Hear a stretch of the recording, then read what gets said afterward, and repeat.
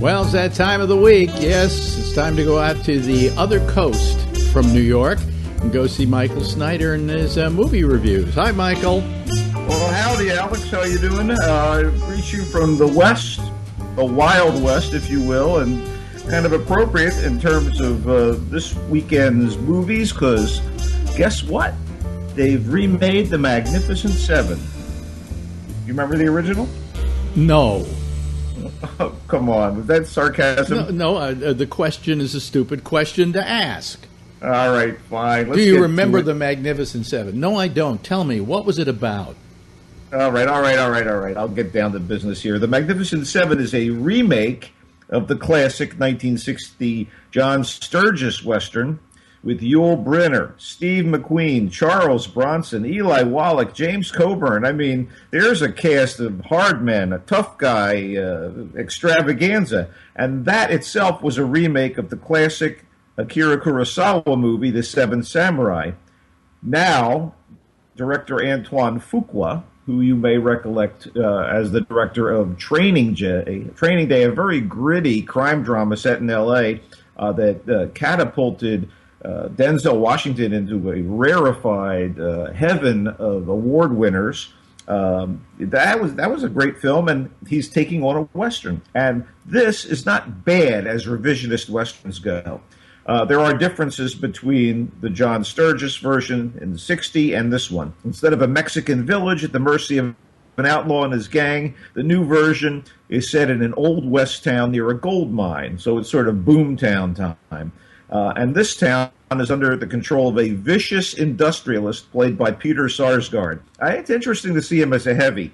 In the original, the fearful townspeople hire 7 American gunslingers to save them from the banditos.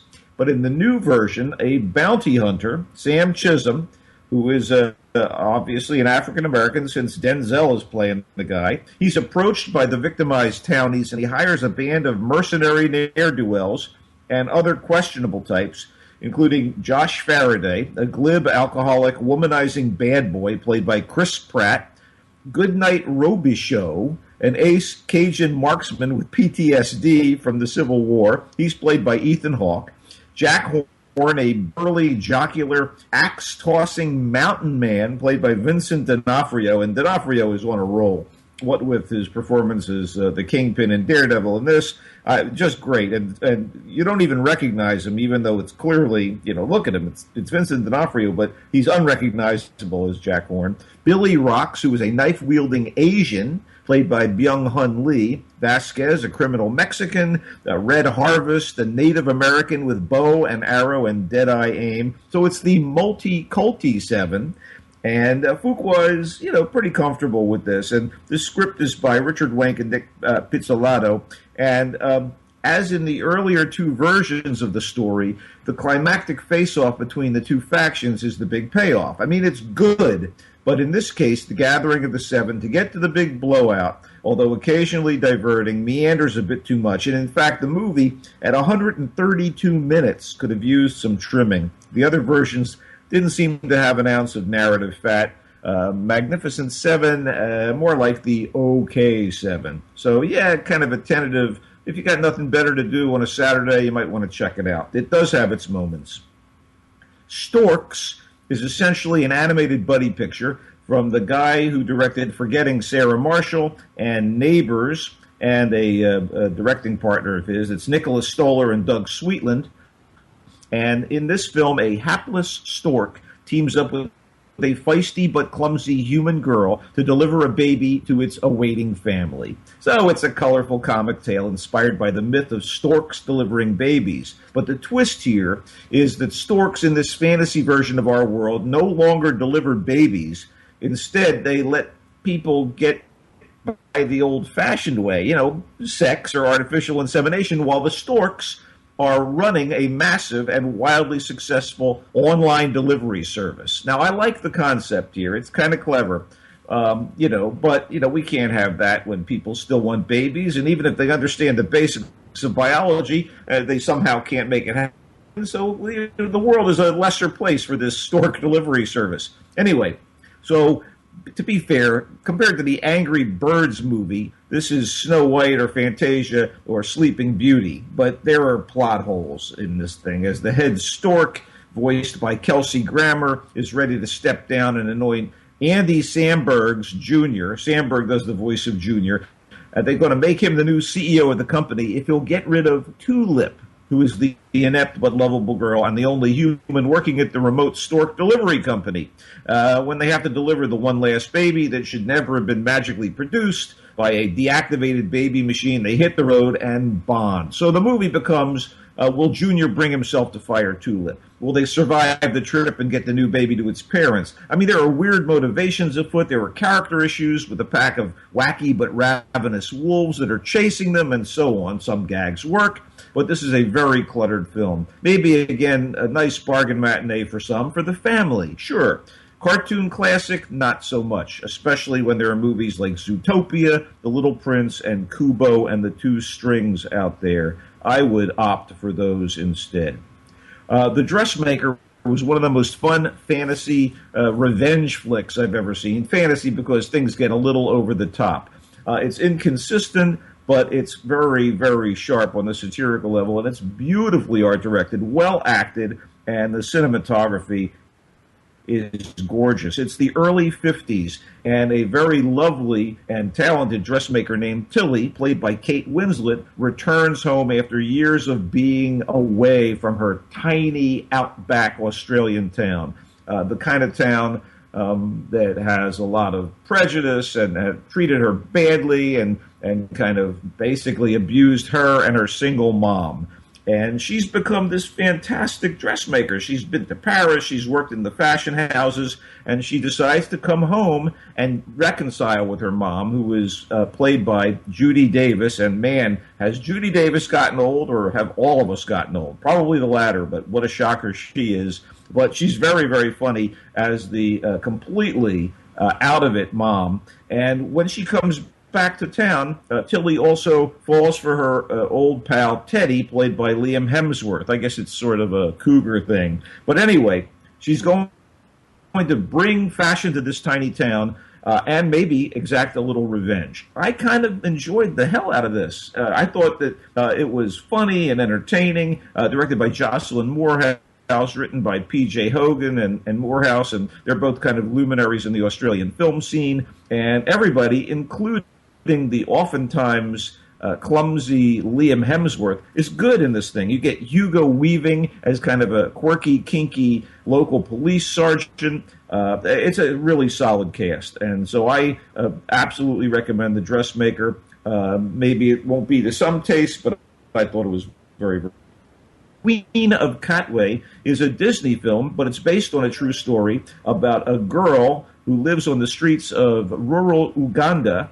and has a single mom and two siblings, one of which is older and getting into trouble with a local druggie type, and the little one is a cute kid, a cute little boy. Anyway, she decides she wants to become a chess champion after she learns about chess at the local community center, and she decides to pursue this dream. And it's a lovely, lovely film, and it does have some of those kid against these cliches, and nonetheless it's incredibly uplifting. And Lupita Nyong'o is so good as the mom, and also we need to single out the incredibly talented David Oyelowo, who is the mentor at the community center who helps the kid. And the newcomer, the girl, Medina Nawanga, she's just fantastic, 10, 11 years old, and beautifully self-possessed. And it's an inspiring movie. And it's based on a true story. How close to the reality is it? I don't know, but there are absolute news stories about this kid who slowly but surely becomes an accomplished chess master. It's also directed by Mira Nair, and she's got a great filmography behind her. I thought that Queen of Katwe was pretty damn good. And again, I think it's the kind of thing that it's a Disney movie that doesn't make me embarrassed to go see a Disney movie. Let's put it that way. Let's wrap things up with The Lovers and the Despot, which is a true story as well, but this is about a famous Korean director and actress who have this glamorous romance, and it falls apart when they are kidnapped by the movie-obsessed Korean dictator Kim Jong-il and forced to make films in North Korea.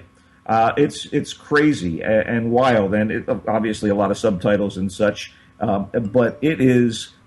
I was fascinated by this thing. This couple, real people, Shin Sang-ok, who was the filmmaker, and the actress, the beautiful Choi In-hee, get together in post-war Korea in the 50s. And they're, incredibly popular and famous. And by the 70s, they're at award ceremonies and such.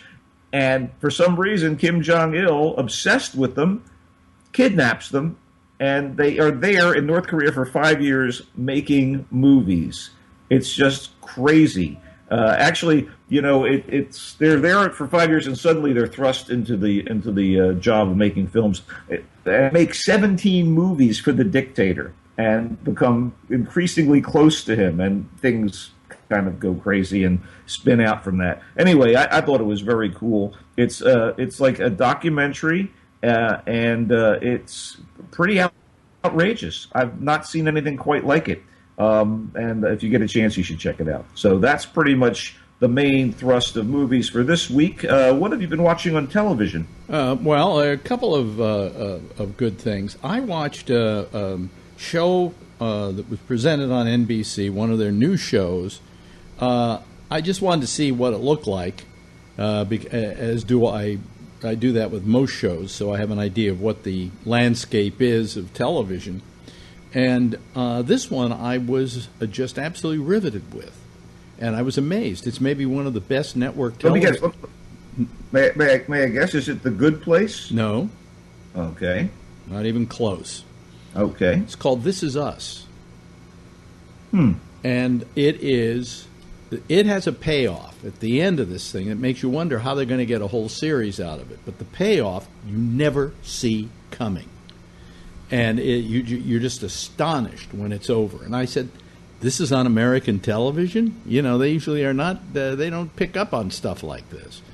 It's well written, well acted, and it's just about a bunch of people who all share the same birthday, if that makes any sense at all. Wow. And it is, you just have to see it. You can probably, at this point, since it already ran if you know how to get it nefariously. Or if you have Hulu, you can watch it on Hulu, I'm sure, because they run all the NBC shows. But it's, I think, a pretty great show.